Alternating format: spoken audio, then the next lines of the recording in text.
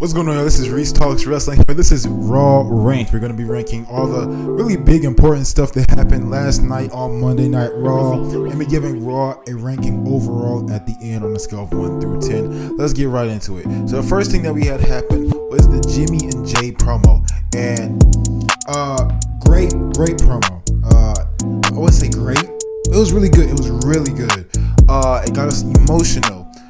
Jimmy calls out. Jay calls out Jimmy, and Jimmy comes accompanied by Solo, and Jay kind of starts letting Jimmy know how you feel. He's like, Lil, I know what we're going through. I called you out last week on Raw, but I miss you, and you left. And Jimmy was like, I never left. You left. You chose to leave the bloodline, and I wish they really got more. One, I wish they got more of time together. This is a feud that you need to build, and the reason why it isn't such a high rating as I would give some of the other stuff that happened last night is because they didn't give it that time for us to kind of talk about what happened at SummerSlam, to talk about the stuff that's happened in the past with these two, to talk about Jay going on to be main event Jay Uso, and while Jimmy's still in the bloodline, and why Jimmy betrayed Jay at SummerSlam. All that stuff needs to be addressed, but they did address some stuff for the most part. They had Jimmy talk about how Jay went off to win tag team titles with somebody else, that person being Cody Rhodes, and how Jimmy is the reason for Jay even having these big matches, which they kind of do correlate. I just wish they were able to mesh it a little bit together more. You know, they were able to not mesh it together, but put it together. You know what I'm saying? And overall, it was a good promo. Jay would then get a little aggressive there and be like, "Hey, look, the biggest match of my career, the biggest moment of my career is going to be when we fight." And he's about to say something a little slick. This last night kind of showed that WWE is taking those steps to not become PG, to kind of step outside those PG boundaries, those PG ratings, and they did that. They did that last night. And right when Jey Uso was about to, get up all in his face a little bit more, Jimmy and Solo started attacking, and that's when Cody Rhodes comes out. Now, it's really important that Cody Rhodes comes out because he has stuff going on with Roman Reigns that needs to be addressed. He has stuff going on with The Rock that needs to be addressed. And him getting involved in Roman Reigns' business and The Rock's business and family business is adding on layers to what is going on with Cody, Roman, and The Rock. So I give the Jimmy and Jay promo a 7 out of 10. I just wish they added more stuff for us to chew. You know what I'm saying? But nevertheless, it wasn't disappointing, and what followed was amazing. So next up, we have Cody Rhodes promo and his response to The Rock. Now, when I tell y'all, this is Cody's best promo yet, and I understand that he had a great promo last year, and building up to the match with Roman Reigns, him and Roman had some good segments. But this is a side of Cody Rhodes that we have yet to see, and I want to see more of it. It makes us want more of it. This is a side of Cody Rhodes that we have been asking him to deliver, and I really hope that he would have given us sooner, especially dealing with a beast, somebody as large as The Rock. When you're dealing with a Rock, even a Roman Reigns-like figure, you cannot limit yourself, you cannot restrict yourself, and he finally stopped. He's still coming out in the suits, of course. He still has his own thing going on, but he finally stopped talking like, your vice principal, you know what I'm saying? He's finally talking like a pro wrestler. He's talking like, hey, I got to get this off my chest. Rock, this is towards you and the disrespect that you've been giving me. And I love this. As y'all know, Rock is really infamously cutting promos on Cody Rhodes via Twitter, via Instagram, via social media, on his phone, cutting these long, lengthy promos to Cody Rhodes. And last time he cut one of these internet promos was before Friday Night Smackdown that I talked about in my last video. I can go check that out.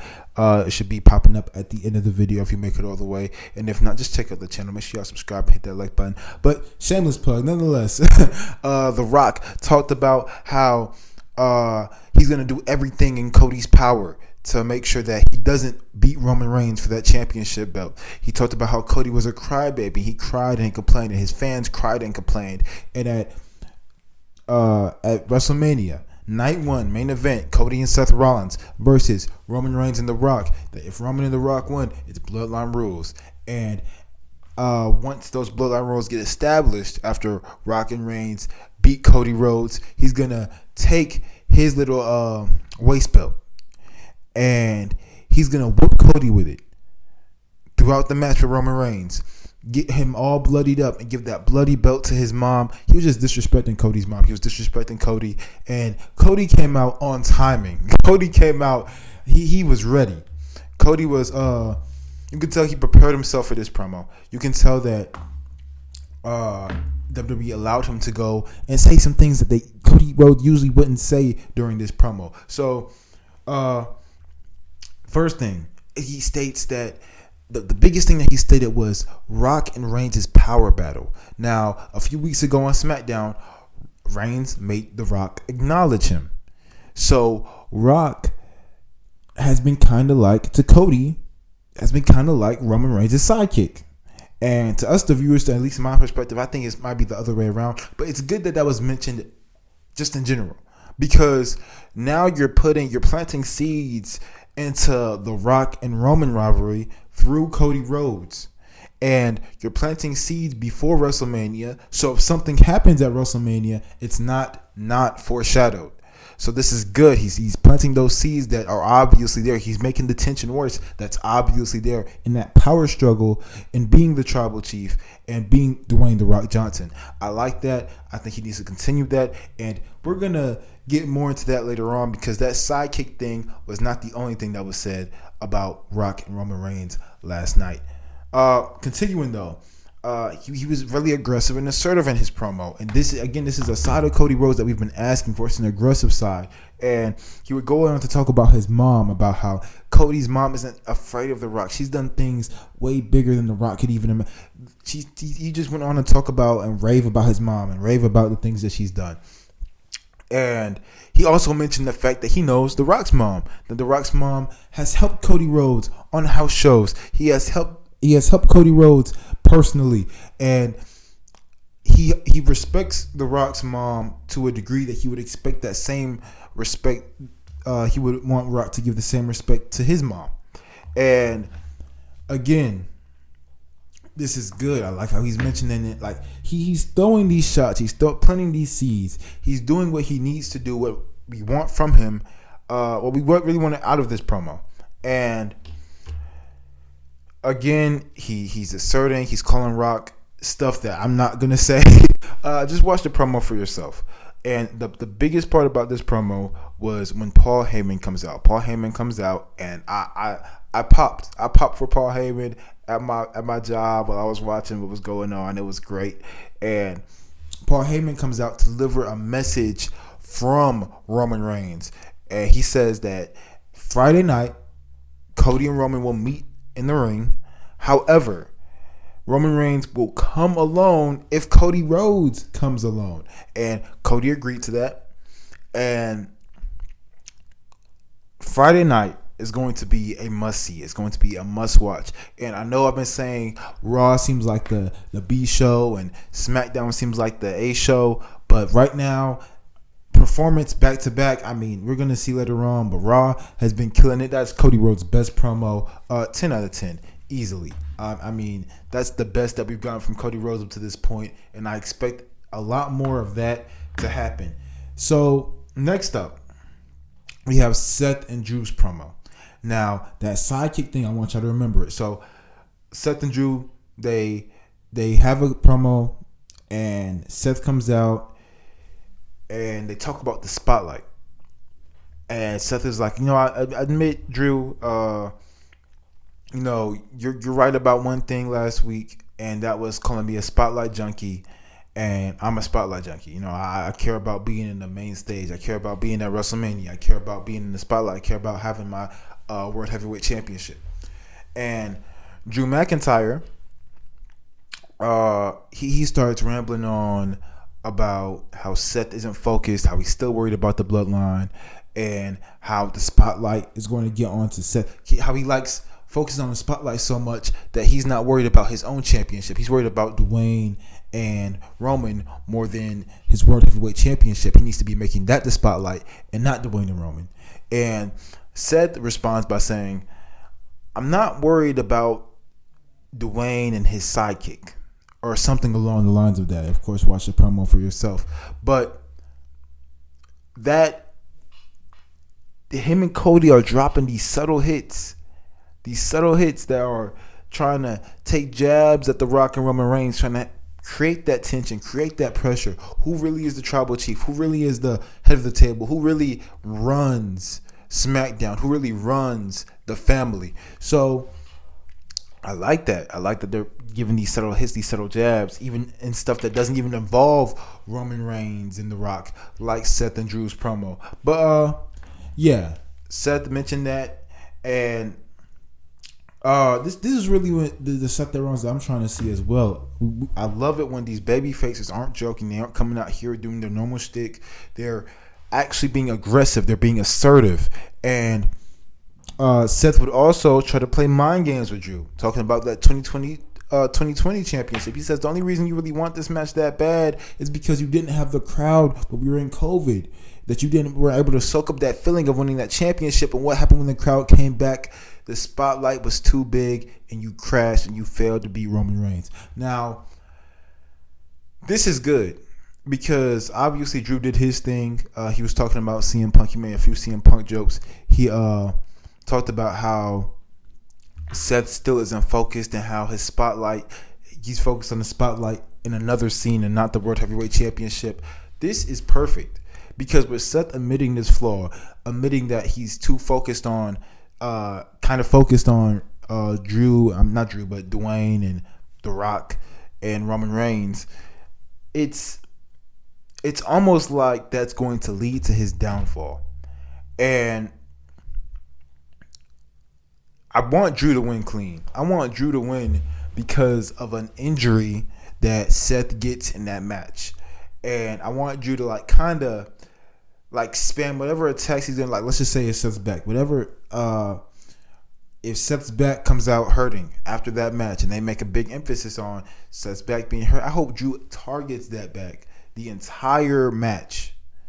And during the ending sequence, he just keeps on doing moves that will continue to injure the back of Seth Rollins to kind of get the point across. This can lead to so many different ways, playing out so differently and so good in many different directions that I'm excited. I'm hyped up for this match. 9 out of 10. 9 out of 10. I mean, A plus promo from Seth and Drew, and honestly, from these two, I expect nonetheless they can have as many promo battles as they want. It's always interesting. It's always entertaining. Next up, we have Sami Zayn and Gunther. So Sami Zayn and Gunther, they're having their contract signing, and I think Gunther, the point that they're trying to get across with Gunther is that he's not taking Sami serious. Now, obviously, we had Chad Gable and Sami Zayn outrage with some of the internet wanting Chad Gable to win, saying that Chad Gable had a better narrative, he had a better story to tell than Sami Zayn, which, I mean, it can go both ways, either way, but that's not the point. The point is that Gunther isn't taking Sami Zayn serious. And Sami's kind of like, you understand, I'm pretty sure, I'm pretty confident in the fact that I can beat you. And Gunther's like, I don't think you believe that. I don't think you believe that you can beat me. I don't think this crowd that's chanting your name thinks that you can beat me. And you should listen to Chad Gable and understand that you can't beat me. And we'll get into what Chad Gable and Sami Zayn were talking about in a minute backstage. But Gunther kind of claimed that he was reality. He claimed that he was where your dreams meet reality. He's that wall, and that when they face each other at WrestleMania, Sami's dreams are done. Like he's not gonna win. And honestly, as passionate as Sami was, I expected more from Sami. But on top of that, I like the fact that Gunther is being represented as this wall. And if they could figure out some way, even with the showing Chad Gable kind of looking at replays and showing Triple H, like, hey, my shoulders weren't on the mat because Chad Gable, when Sammy did his roll-up pin, Chad Gable's shoulders did not touch the mat. So if there is some way to implement a triple threat match, I'd be all for it, because right now Chad Gable has a really good story to tell. People believe in Chad Gable. People don't believe in Sami Zayn. Gunther doesn't believe in either of them. And I think there are so many stories to tell with those narratives and those things going on. Either way, I expected more from Sami Zayn and his promo, but obviously Sami Zayn is good on the mic. It's no knock on Sami Zayn. Possibly a triple threat, I don't know, but 8 out of 10. Great promo, great segment. I liked it. Awesome Truth advances. They had a pretty decent match against Jinder Mahal and his team. I don't know what the plans are for Jinder and company, but hopefully they actually aren't bad and we actually get some good feuds. I don't want anybody to have a bad run in the business, because it all benefits us for our entertainment sake. So whatnot. But getting down to the last two things, we have the Judgment Day having some turmoil. So last week, JD McDonough lost to Ricochet and Damian Priest. Well, first, Andrade is trying to get into Judgment Day. And Damian Priest and Rhea Ripley are kind of talking to him. They're clearly the two leaders of the Judgment Day, saying, hey, you don't just let anybody else in the Judgment Day, but we'll be watching. You know what I'm saying? We'll be watching what you got. And Priest and Rhea also showed they're disappointed in JD McDonough losing to Ricochet and saying that Ricochet made a fool out of JD McDonough.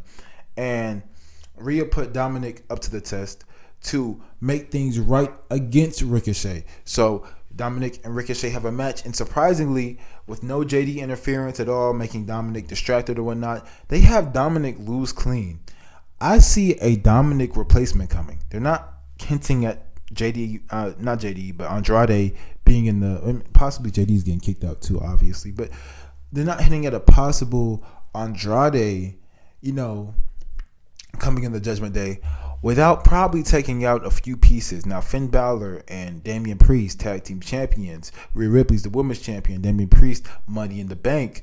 So they have all this stature, this gold on the Judgment Day, and Dominic doesn't have his North American title. JD McDonough is doing absolutely nothing. And they're going to be scouting Andrade. And once they see Andrade kind of probably picking up, being put in that U.S. championship scene maybe, or just being a good contender for any title or stacking up wins, they could see him benefiting Judgment Day more than Dominic. I can see a Dominic Mysterio, not face turn, but us feeling bad for him. I don't know what's going on, and that's good. That's good that I don't know what's going on. It's good that I don't have an idea, because that means that they're planning stuff that might be unpredictable. They're planning stuff that has many different routes, many different ways it can go. I like what I'm seeing. This is good storytelling. 8 out of 10. I like it. Last but not least, let's talk about Becky Lynch and her last man standing match against Nia Jax. It was good. It was a really good match. It didn't really have much story behind it besides Nia just kind of being jealous of basically Becky Lynch being put in the main event scene and thinking that she deserves a spot. But we got a Rhea confrontation with Becky at the end. Now, the biggest issue with Becky Lynch and Rhea Ripley is that they're hyping it up, but there wasn't much before. There wasn't much before to the point where we could kind of realistically see Becky Lynch beating Rhea. And even with Becky Lynch beating Nia Jax, I kind of don't see Becky beating Rhea at all at Mania still. I don't see it. You know what I'm saying? I mean, we saw Rhea beat Nia Jax. And if they made it at Elimination Chamber where Rhea needed the Judgment Day's help to beat Nia Jax, then I could kind of see it. But Rhea's already beat Nia Jax clean, and Becky I'm pretty sure she's lost once to Nia Jax, or she beat Nia Jax, which is like, we already seen Rhea do that. I don't know if they're trying to put them at equal playing field, but right now it seems like Rhea is much more dominant than Becky Lynch, obviously. So I'm there to see what they could have in store. But that's all I got for y'all today. Make sure y'all hit that like and subscribe button. Overall, Raw last night got as 8.1 out of 10. Good matches, great storytelling. I'm excited to see what happens on SmackDown, and this road to WrestleMania is going to be a good one. I've been Reece Talks Wrestling. This is Monday Night Raw Ranked. I'll see y'all in the next one.